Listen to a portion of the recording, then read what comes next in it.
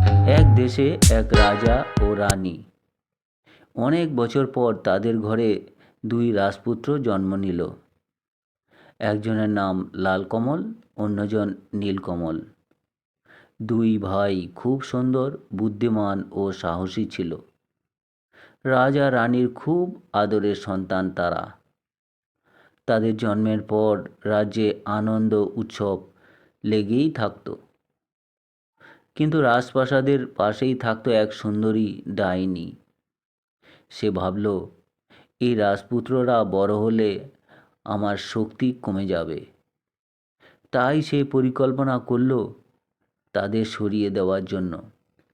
একদিন রাজা ও রানী এক উৎসবে গেল। ডাইনি তখন জাদু করে দুই ভাইকে জঙ্গলে ফেলে দিল। লালকমল ও নীলকমল জঙ্গলে জেগে উঠে দেখে তারা একটি অচেনা জায়গায়।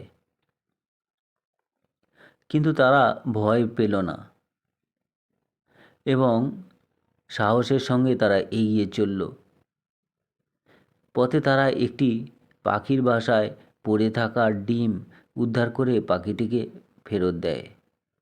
পাখিটি খুব খুশি হলো এবং বলল, যখন বিপদে পড়বে তোমরা আমায় ডাকবে। পথে তারা এক বৃদ্ধার সঙ্গে দেখা পেল। তিনি আসলে সেই দেবী ছিলেন। তিনি বললেন, তোমাদের পথ কঠিন, কিন্তু যদি সাহস রেখে চলো সফলতা নিশ্চিতভাবে আসবে। তিনি তাদের একটি জাদুর তরবারি ও ঢাল দিল। কিছুদিন যাওয়ার পর তারা দেখতে পেল একটি দানব একটি রাজকন্যাকে বন্দি করেছে। লালকমল বলল, চলো আমরা রাজকুমারীকে উদ্ধার করি। তখন দুই ভাই মিলে দানবের সঙ্গে যুদ্ধ করল এবং লালকমল জাদুর তরবারি দিয়ে দানবকে পরাজিত করল। রাজকন্যা কৃতজ্ঞ হয়ে বলল, আমার রাজ্যে তোমাদের জন্য পুরস্কার অপেক্ষা করছে।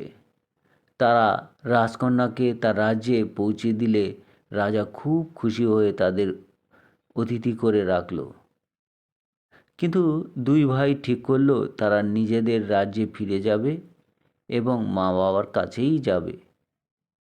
ফেরার পথে ডাইনি আবার ফাঁদ পেতে রাখল, কিন্তু এবার পাখিটি এসে তাদের রক্ষা করে এবং ডাইনির জাদু ভেঙে দেয়। দুই ভাই প্রাসাদে ফিরে এলে রাজা রানী আনন্দের সঙ্গে বাস করতে লাগলো।